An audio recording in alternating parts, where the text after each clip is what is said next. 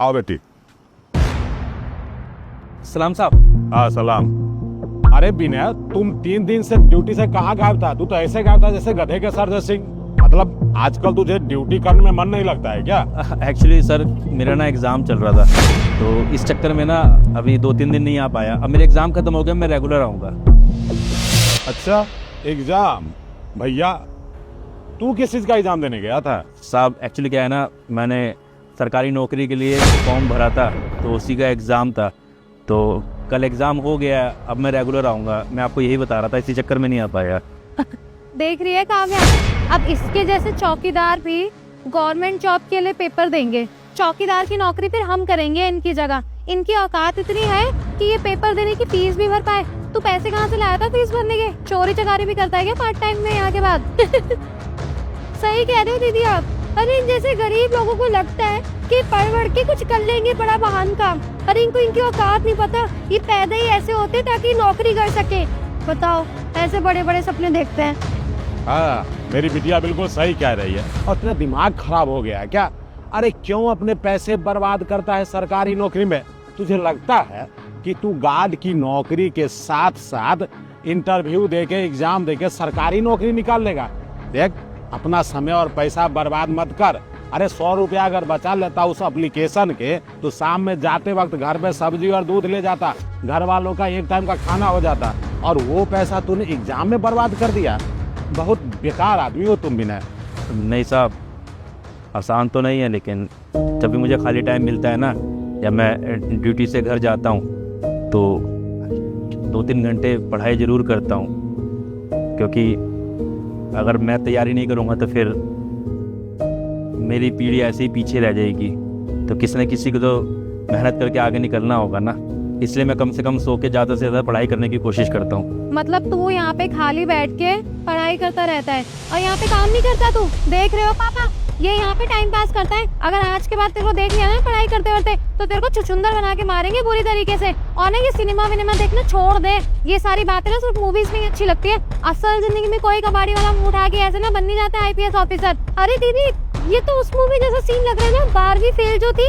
अरे लोगों को लगता है वैसे मूवी करके ना ये लोग भी कुछ महान कर लेंगे अपनी जिंदगी में। अब इनको क्या पता, ये सारी चीजें तो मूवी में अच्छी लगती है। अरे रियलिटी में ना इन जैसे गरीब लोग किस जिंदगी में उखाड़ नहीं पाते। अब कौन बताए इन जैसे लोगों को? देखना जरा इसको देख के कितनी घिन आ रही है। पता नहीं इसको एग्जाम हॉल में एंट्री कौन दे देता है। मैं तो जाऊंगी नहीं ऐसी जगह पे कभी एग्जाम देने जहाँ इसके जैसे लोग आते हो चौकीदार। एकदम ठीक कह रहे हो दीदी आप। पता चले अपना नुकसान करा ले।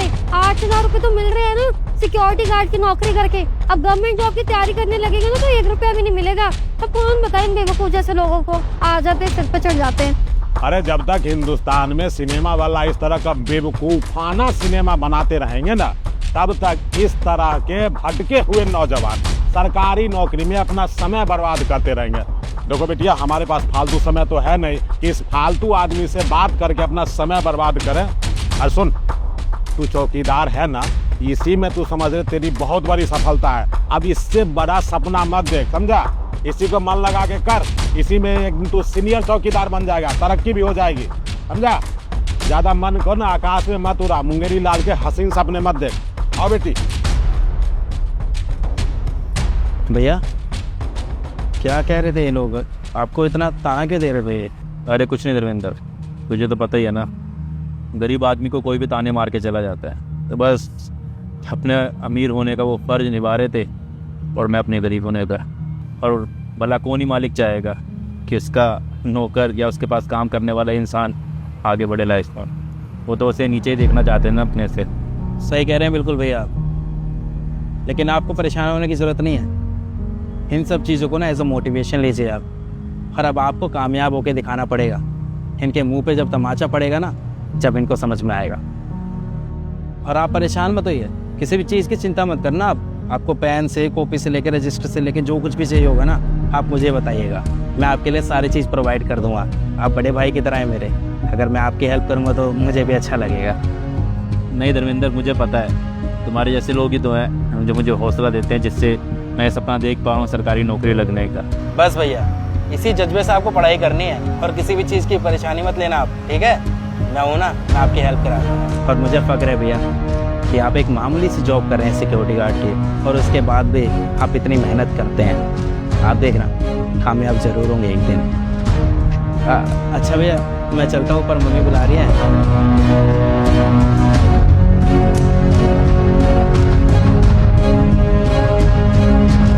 मैंने जो बर्तन धो दिए हैं, तू क्या झाड़ू नहीं लगा सकती? घिस जाएगी क्या? अरे क्यों लगाऊं मैं झाड़ू? पूरा दिन तो आप घर पर होते हो, दिखता नहीं है क्या छोटी बहन कॉलेज से होकर आई है, उसके बाद में झाड़ू भी लगाऊं अब घर का? हाँ तो कॉलेज जाती कौन सा मेरे ऊपर एहसान करती है? पढ़ाई करती है, अपने लिए करती है ना। और ये क्या होता है कि बड़ा है वही करेगा घर की सफाई, तो आप खुद क्या करती है? पूरे दिन तो घर पे पड़ी रहती हूँ ना। अरे पकड़ इसको और झाड़ू लगा चुपचाप जाके। मैं नहीं लगाऊंगी। आपको समझ नहीं आता है क्या? नहीं। अरे क्या हो गया बेटे, किस बात में तुम दोनों गर्मा गर्म बहस कर रही हो? अरे पापा, इस मन बुद्धि को समझाओ ना। बैल बुद्धि कहेंगी, कह रही है झाड़ू नहीं लगाएगी, और मैं बर्तन धो के आई हूँ। मैं पागल हूँ क्या यहाँ पे? पापा बड़ी कौन है? बड़ी तो ये है ना, तो इसका फर्ज बनता है। और मैं कॉलेज से अभी आई हूँ, मैं घर के सारे काम भी करूँ। अरे ठीक ही तो बोल रही है वो। जिस दिन घर में काम करने वाली बाई नहीं आएगी तो घर का सारा काम तो हम ही लोग को करना पड़ेगा ना। पापा आप मेरी पर्सनालिटी देखो। आपको लगता है कि मैं बर्तन धोऊंगी, कुछ काम करूंगी, झाड़ू लगाऊंगी तो मेरे ऊपर सूट होगा वो सारा काम? पापा ये बचपन में सर के बल गिर गई थी क्या? इसका दिमाग नहीं चलता है? घर में काम तो करना ही पड़ता है ना। और पर्सनालिटी क्या दिख रही है? मैं क्या कबाड़ियाँ लगती हूँ जो मैं बर्तन धो करके आई हूँ? अरे तुम दोनों पहले चुप हो जाओ, झगड़ो मत, दिमाग खराब मत करो मेरा। अरे अकेले काम नहीं होता है, मैं मानता हूँ, लेकिन मिल बांट के तो घर का काम हो सकता है ना। अब घर का काम करने के लिए कोई बाहर वाला आएगा? अरे बाहर से कोई नहीं आ सकता, लेकिन सोसाइटी में से तो आ सकता है ना। सोसाइटी का कौन आएगा? अरे वही IPS ऑफिसर नीचे जो बैठा हुआ है, किताब खोल के ना बैठा हो, जाके देखो उसको बुलाओ सिक्योरिटी गार्ड को ऊपर। हाँ पापा, दीदी ने एकदम ठीक बोल रही है। अरे हम है गार्ड है तो यहाँ पे आके भी काम कर देगा तो कुछ घिस जाएगा। वैसे मुंह के वैसे खाता है, वो बैठे ही तो रहता है नीचे, बुक्स पढ़ते रहते हैं। अच्छा है ना, थोड़ा काम करेगा, हाथ पैर चलेंगे उसके। सही है, उसको ही बुलाते हो। अच्छा रुको एक मिनट, अभी कॉल करता हूँ उसको।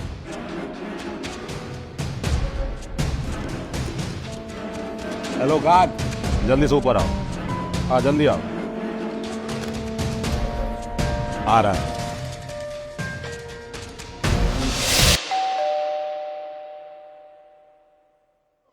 हाँ बैठ। बताइए साहब क्या हुआ? मैं ऐसे ही छोड़ के आया हूँ कहा। अरे बैठ, मैं बता रहा हूँ बैठ। हाँ बताइए, जल्दी बता दीजिए, मैं ऐसे ही गेट छोड़ के आया हूँ। वो क्या है ना गार्ड साहब कि आज हमारे घर में काम करने वाली आई नहीं है, और मैंने अपनी बेटियों को बहुत नाजों से पाला है, और उसके बिना घर का काम नहीं चल रहा है। आज तो हमारी दोनों बेटियों में झगड़ा हो गया घर के काम के लिए। बस मैं ये चाहता हूँ कि जब तक काम वाली नहीं आती है तब तक तुम मेरे घर का काम निपटा दो। 100-200 रुपया तुझे एक्स्ट्रा दे दूंगा। अरे साहब, मैं ये काम थोड़ी करूँगा। मेरा काम सिक्योरिटी गार्ड की, मैं गेट पे बैठ के सिक्योरिटी करता हूँ इस सोसाइटी की, और मैं अपना काम करने जा रहा हूँ। छोड़ के आया हूँ साहब मैं। कोई मेरी कंप्लेंट कर देगा, आप मुझसे ये काम मत करवाइए, मैं नहीं करूँगा साहब। चुपचाप बैठ। अरे जब मैं तुझे बोल रहा हूँ कि तुझे 100-200 रुपया एक्स्ट्रा दे दूंगा तो नखरे क्या दिखा रहा है? अरे एक बात बता, पैसा किसको अच्छा नहीं लगता है? तू नहीं चाहता कि 200-400 रुपया तू एक्स्ट्रा कमा ले पर डे? देखिए साहब, मैं 200-400 रुपये के लिए अपने काम के साथ भी बेईमानी नहीं करूँगा। इसी काम से मेरा घर चलता है और मैं पढ़ाई भी करता हूँ, और मेरे को 200-400 रुपये एक्स्ट्रा कमाने की कोई ज़रूरत भी नहीं है। मैं उतने पैसे में गुजारा कर लेता हूँ, और मेरे को कोई शौक नहीं है सब करने का साहब। मैं मजबूरी है जो काम कर रहा हूँ, मुझे जाने दीजिए प्लीज़। तू एक मिनट रुक, अभी पुलिस को कॉल करता हूँ और उसे कहता हूँ कि तू मेरे घर में घुस के मेरी बेटी को छेड़ रहा है। बेटा तुझे ऐसा दफा लगेगा ना कि जिंदगी भर कोर्ट के चक्कर काटते रहेगा और जमानत नहीं मिलेगी, समझा? मैंने आपकी बेटी को कब छेड़ा है? अरे अभी तो छेड़ा है तूने मेरी बेटी को। मैंने तुझे रंगे हाथों पकड़ के अपने घर में बंद कर दिया है।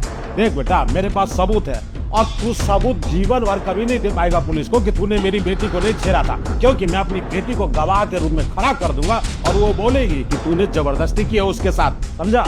जिंदगी तेरी नरक हो जाएगी और घर वाले जेल का चक्कर काटते काटते उनका जूता घिस जाएगा, लेकिन तुझे जमानत नहीं मिलेगी। साहब ये क्या बकवास कर रहे हैं आप मेरे पर झूठा आरोप लगा रहे हैं। हाँ मुझे पता है कि मैं गलत कर रहा हूँ, लेकिन अगर तू अपनी जिंदगी बर्बाद नहीं करना चाहता है ना बेटा, तो वो कर जो मैं कहता हूँ, समझा? साहब आप अपने थोड़े से फायदे के लिए मेरी जिंदगी के साथ में खेलने की बात कर रहे हैं। देख ज्यादा बकवास मत कर, समझा? चल ये ले झाड़ू और घर की साफ सफाई कर।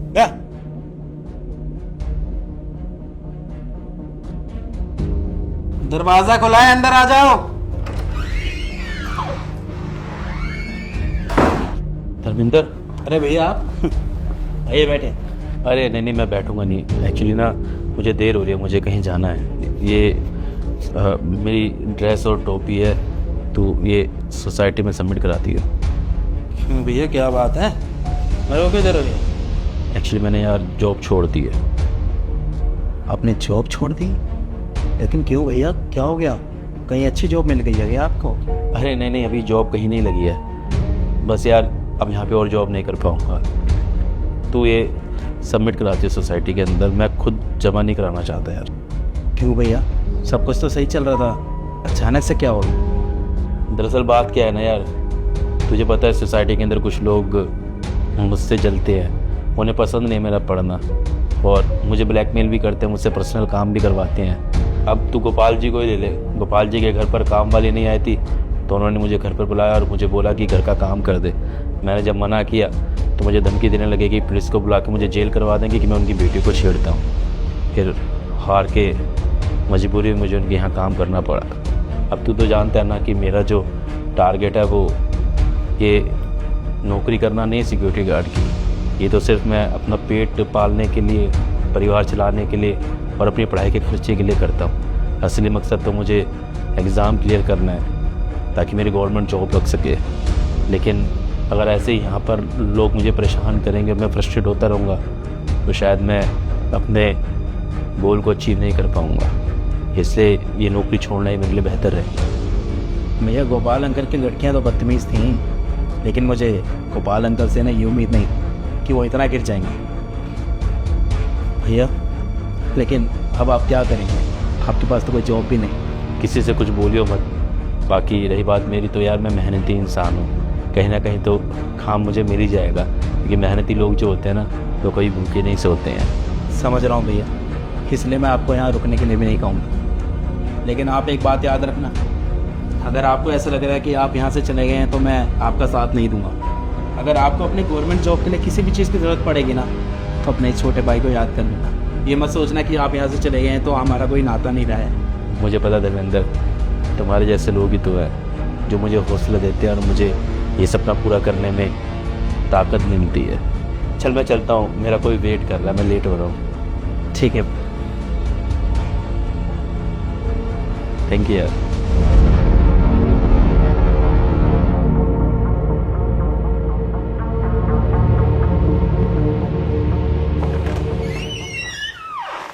अरे धर्मेंद्र, क्या बात है, आज तुमने हम लोग को अचानक कैसे बुला लिया? गलत बात ही कुछ ऐसी है, आप लोगों के लिए खुशखबरी है मेरे पास। खुशखबरी? क्या खुशखबरी है? दरअसल हमारे और आपके एक जानकार जो आज बहुत बड़ी पोस्ट पे लग चुके हैं। क्या? कौन? रुकिए, अभी बुलाता हूँ। विनय,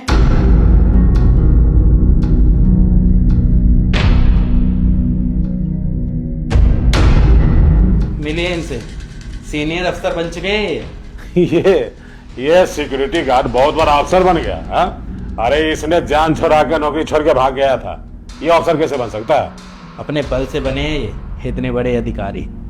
वैसे तो अंकल जी, आपने बहुत कोशिश करी थी ना कि ये अपनी पढ़ाई पूरी ना कर सके। अपना पर्सनल काम भी करवाया था आपने ताकि ये पढ़ लिख कर एक अच्छी पोस्ट पर ना लग जाए, गवर्नमेंट जॉब ना लग जाए। क्यों, सही कह रहा हूँ ना मैं? लेकिन एक बात और सच है कि मेहनत वाला इंसान ना कभी रुकता नहीं है, चाहे सामने पहाड़ी क्यों ना खड़ा हो जाए। और ऐसा ही इन्होंने भी किया, अपनी मेहनत को डबल कर दिया, दिन रात एक कर दी और आज ये मुकाम पाया है इन्होंने। परेशान? मैंने इसको कब परेशान किया? एक बात बताओ, सिक्योरिटी गार्ड था, 2-4 काम एक्स्ट्रा करवा ही लिए, तो मैंने ऐसा कौन सा अपराध कर दिया? अंकल जी, आप अपनी बात से मुकरिए मत। मुझे सब पता है कि आपने विनय भैया से सिर्फ काम ही नहीं करवाया है, बल्कि इनके मनोबल को भी तोड़ने की पूरी कोशिश करी है। आप लोगों ने तो हमेशा यही चाहा कि ये सिक्योरिटी गार्ड की ही जॉब करते रहें, कभी अपने आप को अपडेट ना कर सके। लेकिन दूसरी तरफ विनय भैया ने मेहनत नहीं छोड़ी, सुबह जॉब करते थे और उसके साथ साथ टाइम मिलता था तो पढ़ाई करते थे, वरना रात को पढ़ाई करते थे। और आज देखिए ये कामयाब हो गए, और कामयाब होने के बाद भी ना इन्होंने अपनों को नहीं छोड़ा, आपसे मिलने चले आए। आप बिल्कुल ठीक कह रहे हैं विनय जी, मैं आगे से ऐसी गलती दोबारा नहीं करूंगा। और मैं जानता हूं कि कोई भी इंसान बिना मेहनत किए इतनी ऊंची मुकाम हासिल नहीं कर सकता। मुझे लगता था कि आप इतनी ऊंची मुकाम कभी हासिल नहीं कर सकते, लेकिन आपकी मेहनत ने मुझे सोचने पे मजबूर कर दिया। मैं अपने और अपनी बेटी की तरफ से आपसे माफ़ी मांगता हूँ। देखिए, मुझे माफ़ कर दीजिए, गलती हो गई मुझसे। छोड़े ना सर, सीखी सबसे बड़ी चीज़ होती है। अगर आपको सबक मिल गया है तो उससे बेहतर चीज़ कुछ हो ही नहीं सकती है कि आपने अपनी गलती का प्रायश्चित किया और आपने माफ़ी भी मांग लिया। मेरे लिए इतना ही काफ़ी है। अच्छा अब छोड़िए, आप लोगों को सबक मिल गया, मेरे लिए इतना ही काफ़ी है। खैर छोड़िए ना, हम भी इतनी खुशी के मौके पे क्या बातें लेके बैठ गए। आप लोग बैठिए ना, मैं कुछ खाना वाना लगाता हूँ। प्लीज़ आइए, आप भी बैठिए।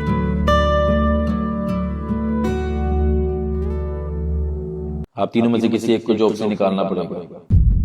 क्यों सर, आप ऐसा क्यों बोल रहे हैं? देखिए, पिछले कुछ महीने से हमारी कंपनी जो है ना वो लॉस में जा रही है। हमारी कंपनी को आप लोगों की सैलरी निकालना बहुत भारी पड़ रहा है। तो फिर कंपनी ने डिसाइड किया है कि किसी एक एम्प्लॉय को हम यहाँ से निकाल देंगे ताकि कंपनी का थोड़ा लॉस कम हो सके। तो सर आप फिर किसको जॉब से निकालोगे? हाँ सर, प्लीज़ बताइए ना, आप किसको जॉब से निकालने वाले हैं? सर मेरे घर में कमाने वाला कोई दूसरा नहीं है, मैं इकलौता हूँ। मैं पूरी तरीके से अपनी जॉब पे डिपेंड हूँ। अरे तो सर क्या के इमोशनल कार्ड क्या खेल रहा है भाई? हमारे भी EMI जाती है, हम भी रेंट भरते हैं। यहाँ तक कि मैं एक लड़की होके भी जॉब कर रही हूँ। मुझे कोई शौक नहीं है जॉब करने का, लेकिन फिर भी करती हूँ। तो तू ना सर को फालतू में अपनी बातों में मत फंसा, समझा? इस जॉब की जरूरत ना हम सबको है। ओ, तेरे को अकेले की जरूरत नहीं है, ठीक है? मेरी भी EMI जा रही है, घर की गाड़ी की भी जा रही है।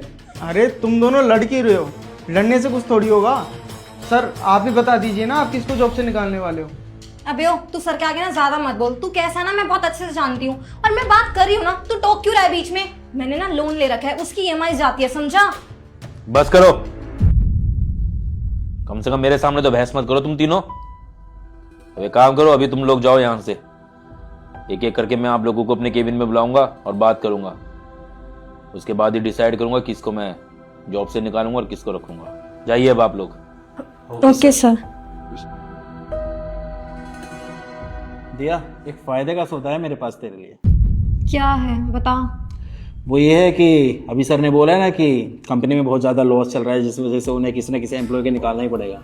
हाँ पता है मुझे, लेकिन मेरे लिए फायदे का सौदा क्या है तुम वो बता। अरे क्यों नहीं है फायदे का सौदा, ये खुद सोच लो। सर एक एक करके सबको बुलाएंगे तीनों को, है ना? सर जब मुझे बुलाएंगे तो मैं तेरी बड़ाई कर दूंगा, तेरे बारे में अच्छा बोल दूंगा सर से। और जब सर मुझे बुलाएंगे तो तू क्या करेगी? मैं तेरी तारीफ कर दूंगी और तेरी बड़ाई कर दूंगी। बस अब अकेला कौन रह गया? सुशाल। हाँ सुशाल। सुशाल के बारे में कोई अच्छा बोलेगा ही नहीं, तो जैसी बात है सर को ऐसा लगेगा कि हम दोनों ही डिजर्विंग हैं, ना कि सुशाल। और मेजोरिटी नाम की भी तो चीज होती है ना, अगर हम एक दूसरे की तारीफ करेंगे तो सारी चीजें हमारे फेवर में ही होंगी, और सुशाल को कोई सपोर्ट ही नहीं करेगा, इससे हमारा ही फायदा होगा। वही तो, सुशाल अकेला पड़ जाएगा और हम दोनों एक साथ। वो भी हरामी है, कुछ ना कुछ तो अपने दिमाग में सोच ही रहा होगा। खैर हमें बस इस पे फोकस करना है कि हमें एक दूसरे का साथ देना है बस, ठीक है? ठीक है। किसी एक को तो निकालना है कि ना उसी को निकाल दे। बस सर फटाफट से बुला ले, मेरे को तो टेंशन हो जा रही है। आओ तुषार, अभी थोड़ी देर पहले मैंने तुम तीन लोगों को बताया था कि एक व्यक्ति को मैं जॉब से निकालूंगा क्योंकि हमारी कंपनी लॉस में जा रही है। अब मैं इसी के बारे में तुमसे बात करना चाहता हूं। तुम मुझे बताओ कौन हमारी कंपनी में काम करने लायक है और कौन नहीं है। तुम तीनों में से मुझे किसे जॉब से निकालना चाहिए? सर मैं ऐसे कैसे बोल सकता हूँ कि आप किसको निकालिए जॉब से? जॉब की ज़रूरत तो सबको ही है। आपका जो भी फाइनल डिसीजन होगा वो मुझे मंजूर है। और वैसे भी सर वो भी सीनियर हैं इस कंपनी के, उन लोगों ने भी 100% दिया अपने काम को, तो डिसीजन आपका ही होगा। देखो सुशाल, अच्छी बात है तुम इमोशनल बात कर रहे हो, लेकिन थोड़ा प्रैक्टिकल सोचो। तुम्हें नहीं लगता कि तुम्हें जॉब की बहुत ज़्यादा ज़रूरत है और मुझे उन दोनों में से किसी एक को निकाल के तुम्हें रखना चाहिए इस जॉब के ऊपर?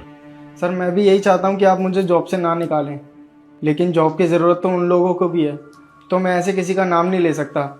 बाकी आपका जो डिसीजन होगा मुझे मंजूर है, because you are the boss and boss is always right. ठीक है, जाओ, मैं तुमसे बाद में बात करूंगा। दिया, अभी थोड़ी देर पहले मैंने तुम लोगों को बताया था कि कंपनी लॉस में है तो किसी एक को जॉब से निकालना ही पड़ेगा। तो तुम बताओ किसे मुझे जॉब से निकालना चाहिए तुम तीनों में से, और क्यों?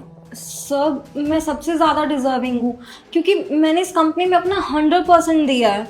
और सर मैं एक लड़की हूँ, मुझे इस जॉब की बहुत ज़्यादा ज़रूरत है। मैं अपना नाम क्यों लूँगी भला?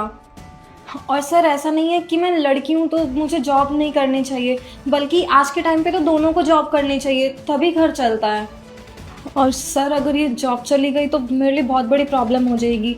EMI, रेंट, मैं कुछ भी नहीं पे कर पाऊँगी।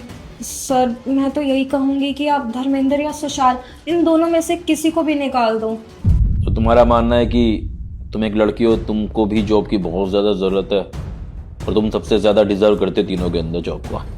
ठीक है दिया, तुम जाओ, मेरा जो भी डिसीजन होगा तुम्हें थोड़ी देर में बता दिया जाएगा। Thank you so much sir. आओ धर्मेंद्र, अभी थोड़ी देर पहले मैंने तुम 3 लोगों को बुला के पूछा था कि तुम तीनों में से किसी को जॉब से निकालना चाहिए। तो मैं अकेले में तुमसे पूछ रहा हूँ पर्सनली, तुम्हारे हिसाब से मुझे तुम तीनों में से किसे जॉब से निकालना चाहिए और क्यों? मुझे एक अच्छा वैलिड से रीज़न देना ताकि मुझे डिसीजन लेने में कन्फ्यूज़न ना रहे और मैं बहुत आसानी से डिसीजन ले सकूँ। मुझे लगता है कि तुम मुझे हेल्प जरूर करोगे, बताओ। और सर मैं ही डिजर्व करता हूँ यहाँ पे काम करना, वो लोग क्यों करेंगे? चलो ये तो अच्छी बात है। जी सर मैं टाइम का ना बहुत पंचुअल हूँ, मैं प्रॉपर टाइम पे आता हूँ और पूरा काम करता हूँ और शाम को भी ना लेट तक काम करता हूँ। लेकिन सर वो दोनों ना बिल्कुल भी ऐसे नहीं है। ये लोग देखते हैं कि जिस दिन आप नहीं आए ना तो ये लेट आते हैं और सर ढंग से काम भी नहीं करते हैं। आप एक बार रिकॉर्ड चेक कर लेना भले। वो तो सर इतने टाइम से मैं आपको बता नहीं रहा था, मैं बताना भी नहीं चाहता था। दरअसल क्या है ना सर, आज ऐसी सिचुएशन आई है कि जॉब से निकालना है और डिजर्विंग कौन है, तो सर इसलिए मेरे को नाम लेना पड़ रहा है। सॉरी सर उनका। थैंक यू वेरी मच मेरे साथ सारी चीज़ें शेयर करने के लिए। बाकी भी थोड़ी देर में आप लोगों को डिसीजन बता दूंगा, तुम जा सकते हो। ठीक है सर बाकी देख लेंगे।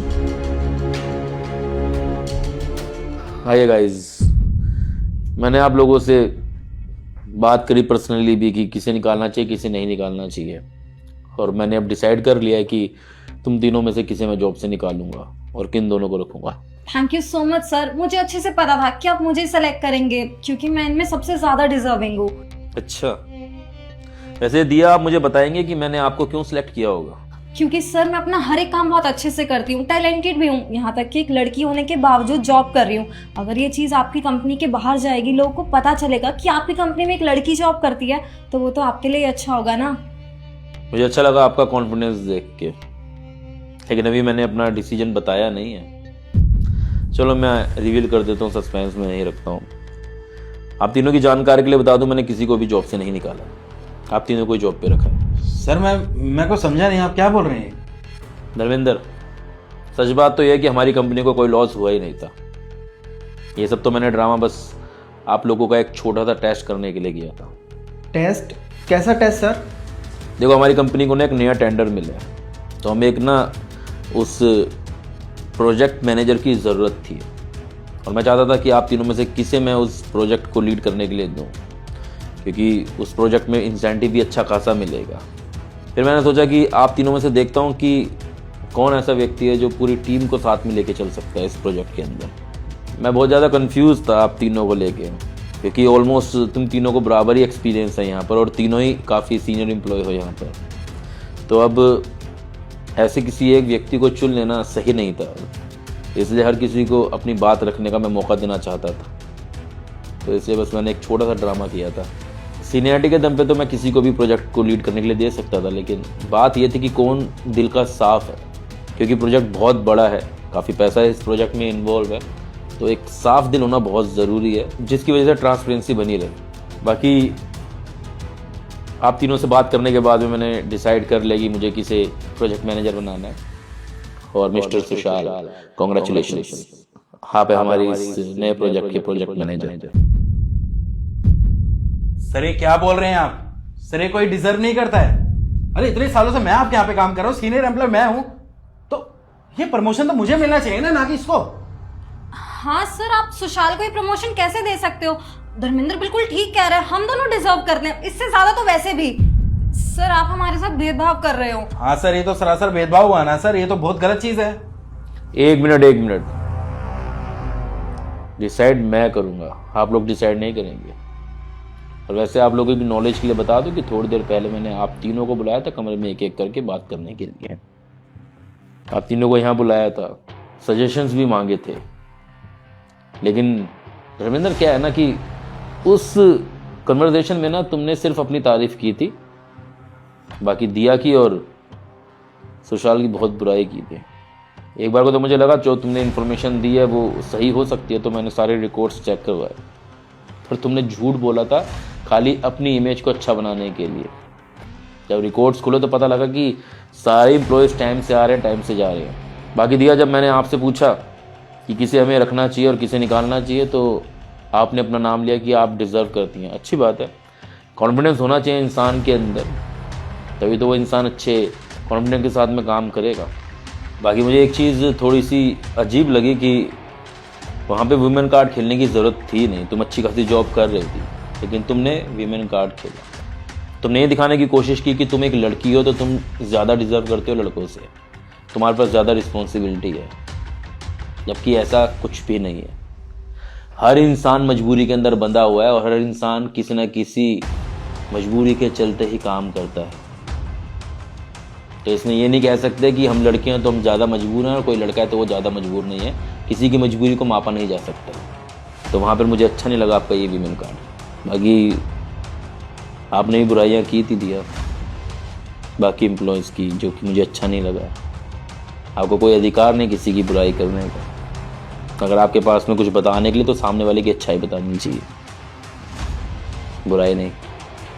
बाकी हाँ, मैं ये नहीं कहूँगा कि अगर कोई एम्प्लॉय सच में कुछ कंपनी के लिए ऐसा काम कर रहा है जो कंपनी को नुकसान दे तो उसे नहीं बताना चाहिए, लेकिन ज़बरदस्ती किसी की बुराई करना ताकि अपने आप को सेव किया जा सके सही नहीं है। बाकी अब बात करेंगे मिस्टर सुशाल आपकी। सेम क्वेश्चन मैंने सुशाल से भी पूछा था, तो सुशाल ने किसी का नाम नहीं लिया था आप दोनों में से। उसने कहा था कि सर आपको जैसा अच्छा लगे आप वैसा कीजिए, क्योंकि हम तीनों ही डिज़र्व करते हैं। बाकी डिसीजन आपके ऊपर है। मैं नहीं चाहूँगा कि कोई एम्प्लॉय जॉब छोड़ के जाए, तो आप ही डिसीजन लीजिए। इसने डिसीजन मेरे ऊपर छोड़ दिया था, आप लोगों की बुराई नहीं की थी। अब मेरे लिए ये ज़रूरी था कि मैं चाहता था कि जो प्रोजेक्ट को लीड करे ना, वो ऐसा व्यक्ति हो जो पूरी टीम को लेके चले। तो सुशाल की जब बातें मैंने सुनी ना, तो मुझे समझ में आया कि सुशाल एक परफेक्ट कैंडिडेट है प्रमोट करने के लिए। और मैंने फिर डिसाइड कर लिया कि मैं सुशाल को ही प्रमोट करूंगा, प्रोजेक्ट मैनेजर की पोस्ट ऑफर करूंगा। कॉन्ग्रेचुलेशन सुशाल, आज से तुम हमारी कंपनी के अंदर प्रोजेक्ट मैनेजर हो। लेकिन सर प्लीज दिया, अब सफाई देने की कोई जरूरत नहीं है। जो व्यक्ति मेरे सामने ना टीम को साथ में लेके नहीं चल सकता, तो मैं उसको कभी भी अपनी कंपनी को लीड करने का मौका नहीं देने वाला। तो यहाँ टाइम बर्बाद करने का कोई फायदा नहीं है। आप लोग अपनी जॉब बखूबी कीजिए जैसा आप करते आ रहे हैं, और आगे से टीम को फर्स्ट रखिए, ना कि अपनी सेल्फ को। फिलहाल आप लोग यहाँ से जा सकते हैं।